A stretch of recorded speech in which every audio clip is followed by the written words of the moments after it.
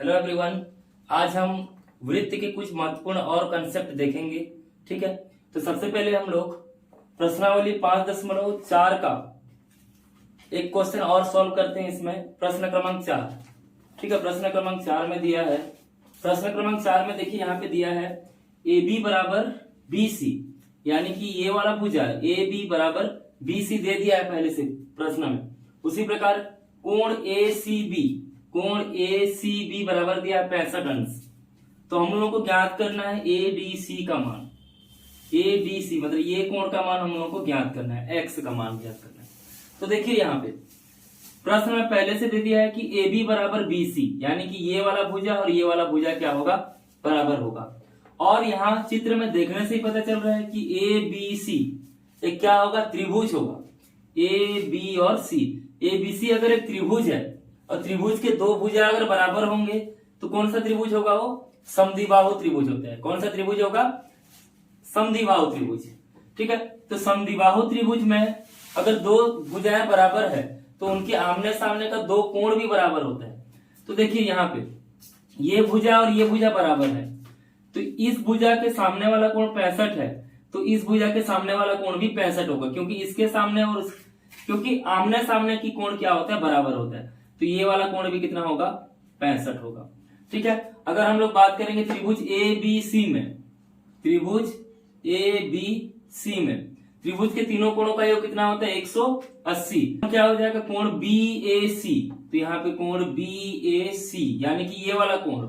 उसी प्रकार कोण ए सी बी या बी सी ए, कोण बी सी ए यानी कि ये कोण। और लास्ट में कौन सा कोण बच रहा है, ए बी सी यानी कि ये वाला कोण। ये तीनों कोणों को मिलाएंगे तो कितना आएगा, 180। ये कोण का मान हम लोग को पता नहीं है अभी, ये कोण का मान पता नहीं है, लेकिन ज्ञात कर पाएंगे हम लोग। तो कोण बी ए सी बराबर कितना हो जाएगा, 65 अंश। उसी प्रकार कोण बी सी ए, ये भी कितना हो जाएगा, 65। और हम लोग को ज्ञात करना है कोण ए बी सी, ज्ञात करने के लिए 180। यहाँ क्या हो जाएगा, तीनों कोण को जोड़ेंगे तो कितना आ जाएगा, 180। तो 65 हो जाएगा 130 धन कोण ए बी सी बराबर हो जाएगा 180 अंश। तो कोण ए बी सी बराबर 180 अंश ऋण 130, यानी कि ये कितना हो जाएगा, 50 अंश। इसके पहले वीडियो में हम लोग डिस्कस कर चुके हैं कि एक चाप द्वारा वृत्त के दीर्घ वृत्त खंड में और लघु वृत्त खंड में जो कोण बनता है आपस में जोड़ेंगे तो क्या हो जाएगा, दोनों 180 होता है। तो AC द्वारा ADC भी बन रहा है और AC द्वारा ABC भी बन रहा है। एक तरफ दीर्घ वृत्त खंड है, एक तरफ लघु वृत्त खंड है। तो लघु वृत्त खंड और दीर्घ वृत्त खंड पर जो कोण बनेंगे दोनों को जोड़ेंगे तो कितना आएगा, 180। यानी कि X और ये 50 को, X और 50 को जोड़ देंगे, X धन 50 करेंगे तो ये कितना आ जाएगा, 180। तो X का मान कितना होगा, 180 ऋण 50, यानी कि ये 130 अंश। तो ये x बराबर कितना आ जाएगा, 130 अंश। तो इस प्रकार हम लोगों को ज्ञात करना था। नेक्स्ट हम देखेंगे एक ही चाप द्वारा वृत्त के केंद्र पर तथा उसके परिधि के बाकी किसी बिंदु पर बना कोण में क्या संबंध होता है।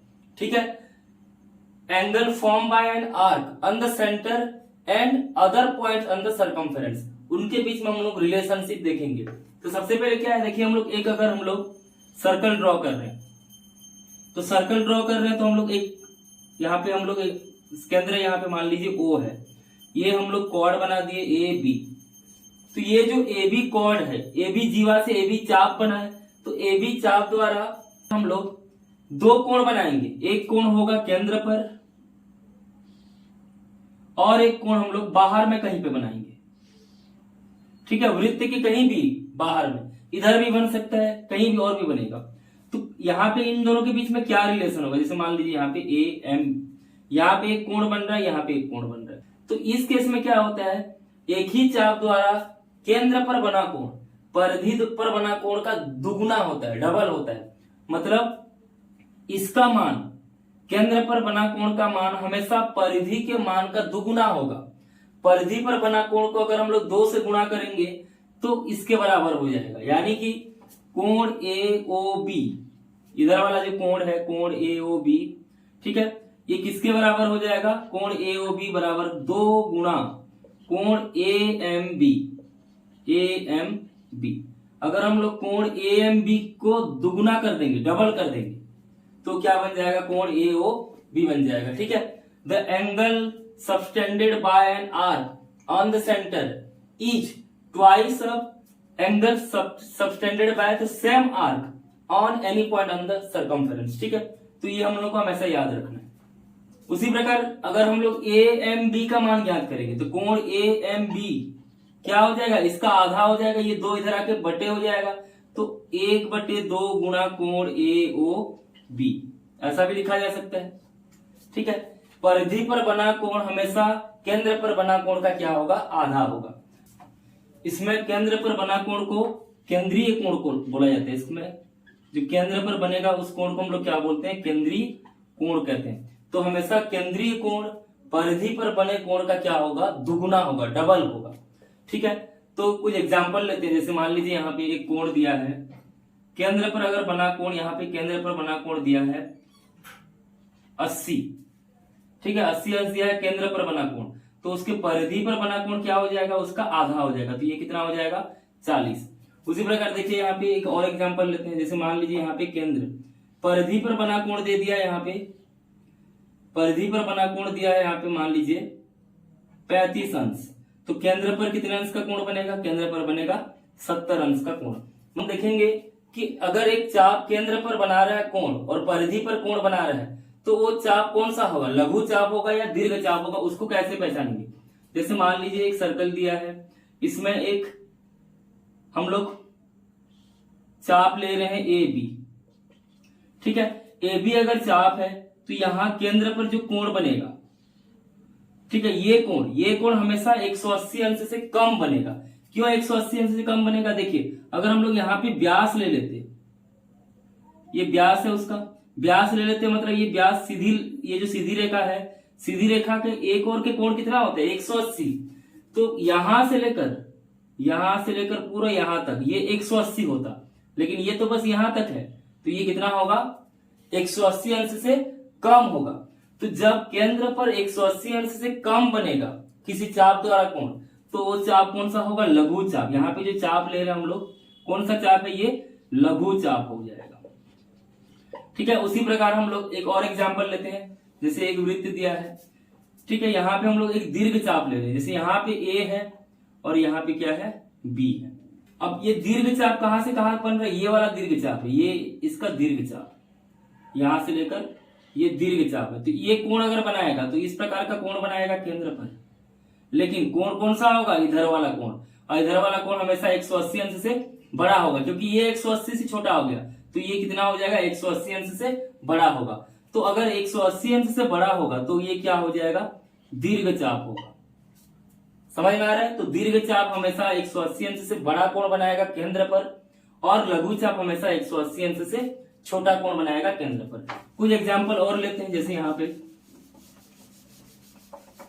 ठीक है, एक चाप दिया गया है, केंद्र पर बना कोण, केंद्र पर बना कोण दिया है, यहाँ पे मान लीजिए 60 अंश दिया है, तो ये कौन सा चाप होगा, ए बी अगर हम लोग लेंगे तो ए बी कौन सा होगा, लघु चाप हो जाएगा। कौन सा चाप होगा, ये लघु चाप होगा।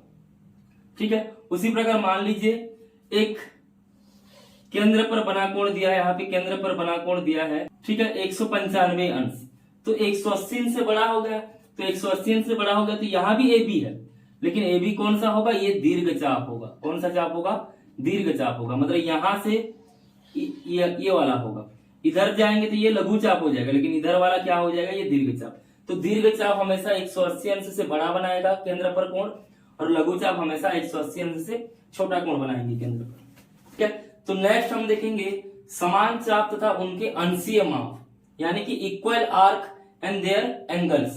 तो हम लोग एक सर्कल ड्रॉ करते हैं। सबसे पहले एक सर्कल में दो आर्क लेते हैं, दो चाप लेते हैं हम लोग, एक इधर वाला ले रहे हैं हम लोग, एक इधर वाला।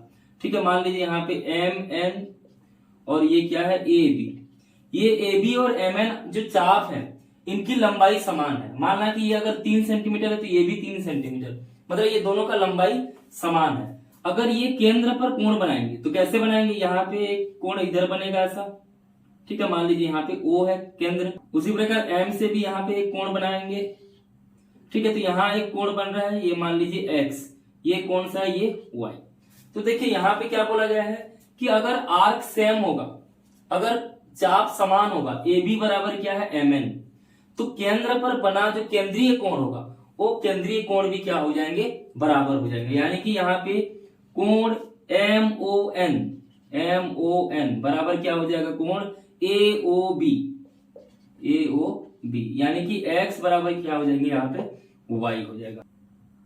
If the angle made by different arc on the center but the arc is of same length then angle will be same, वहां पे एंगल क्या हो जाएगा, सेम होगा। ठीक है, इसी प्रकार इसका उल्टा, अगर मान लीजिए दो अलग अलग चाप दिया गया है, यहाँ पे अलग अलग चाप है, मान लीजिए यहाँ पे एक्स वाई और ये आर और एस, ठीक है, यहाँ पे अलग अलग चाप है, तो ये समान कोण बना रहे हैं, दोनों केंद्र पर समान कोण बना रहे हैं। ठीक है, मान लो ये भी 30 अंश का कोण बना रहा है और ये भी 30 अंश का कोण बना रहा है। ठीक है, तो अगर दोनों समान कोण बनाएंगे तो उनका लंबाई भी क्या हो जाएगा, बराबर हो जाएगा। तो एक्स वाई बराबर क्या हो जाएगा, यहाँ पे आर एस। तो ये दोनों तरीके से हम लोग बोल सकते हैं। अगर चाप की लंबाई समान है तो केंद्रीय कोण का मान भी बराबर होगा, और अगर केंद्रीय कोण अगर बराबर हो गए तो चाप का लंबाई भी बराबर होगा। ठीक है, नेक्स्ट हम देखेंगे वृत्त के केंद्र से जीवा पर अगर हम लोग लंब डालेंगे तो क्या होगा, मतलब perpendicular drawn from the centre to any chord of the circle. ठीक है, तो उस केस में क्या होगा, एक सर्कल लेकर हम लोग एक वहां पे क्या लेंगे, एक कॉर्ड, एक जीवा हम लोग लेंगे, जैसे मान लीजिए ए बी। ठीक है, ए बी में अगर हम लोग उसके केंद्र से इसको हम लोग क्या करेंगे, लंब खींचेंगे। लंब मतलब वहां पे एक 90 अंश का हम लोग लंब बनाएंगे, 90 अंश का कोण बनाएंगे केंद्र से जीवा पर, तो वो जीवा को क्या कर देता है, समद्विभाजित कर देगा। मतलब यहाँ पे जैसे मान लीजिए यहाँ पे ओ सी एक लंब है, इधर भी 90 अंश उधर भी 90 अंश, तो वो जीवा को दो बराबर भागों में विभाजित कर देगा। बराबर भाग में विभाजित कर देगा मतलब ए सी बराबर क्या हो जाएगा, सी बी, ए सी बराबर सी बी। और इधर का कोण कितना होगा, 90, और इधर भी कोण कितना हो जाएगा, 90। ठीक है, तो अगर हम लोग बोलेंगे कि सेंटर से अगर कोई हम लोग लंब खींच रहे हैं जीवा पर, केंद्र से अगर हम लोग लंब खींचेंगे जीवा पर, तो उसका जीवा को क्या कर देगा, समद्विभाजित कर देगा। जीवा को समान दो भागों में विभाजित कर देगा। If the perpendicular is drawn from the centre to any chord of the circle then the perpendicular will bisect the chord. वहां पे उसको क्या कर देगा, बाइसेक्ट कर देगा, मतलब दो इक्वल पार्ट्स में डिवाइड कर देगा। It will divide the chord into 2 equal parts. Okay, तो लाइक दैट इसका वाइस वर्सा, इसका उल्टा भी होगा कि अगर केंद्र से एक कॉर्ड पर, जैसे अगर हम लोग लेंगे एक जीवा दिया है mn, ठीक है, इसको एक लाइन जो केंद्र से होकर गुजर रहा है वो क्या कर रहा है, इसको दो बराबर भाग में विभाजित कर रहा है। ठीक है, यहां पे मान लीजिए O और P, तो ये ओपी जो रेखा है ये mn को तो बराबर भाग में विभाजित कर रहा है, तो बराबर भाग में विभाजित कर रहा है मतलब वो क्या होगा, उसका लंब होगा।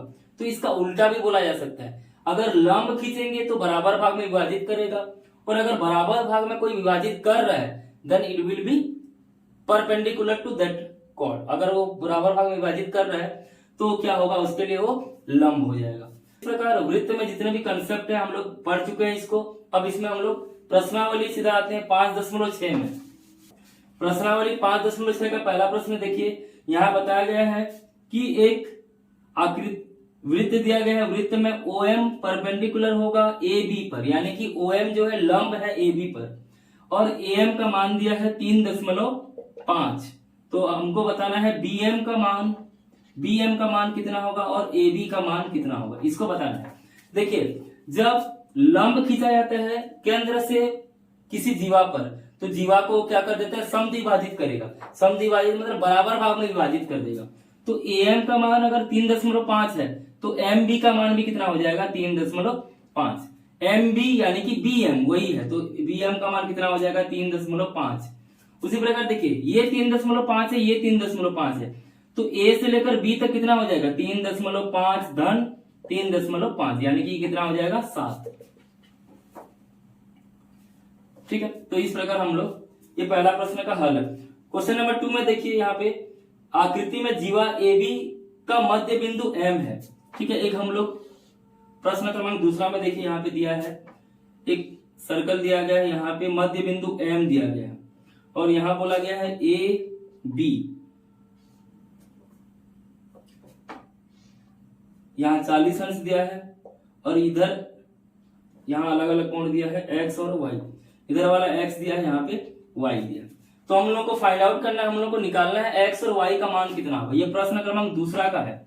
तो देखिए, जब एम अगर मध्य बिंदु है, मध्य बिंदु मतलब समान भाग में विभाजित हो गया, ये जो रेखा है, ये ओएम रेखा जो है, ये दो बराबर भाग में विभाजित कर रहा है, तभी तो वो मध्य बिंदु होगा। तो बराबर भाग में विभाजित करता है, कब होता है ऐसा, जब वो लंब होता है। तो लंब होता है मतलब यहाँ पे ये कितना हो जाएगा, 90 अंश होगा। तो x का मान कितना आ जाएगा, x का मान आ जाएगा 90।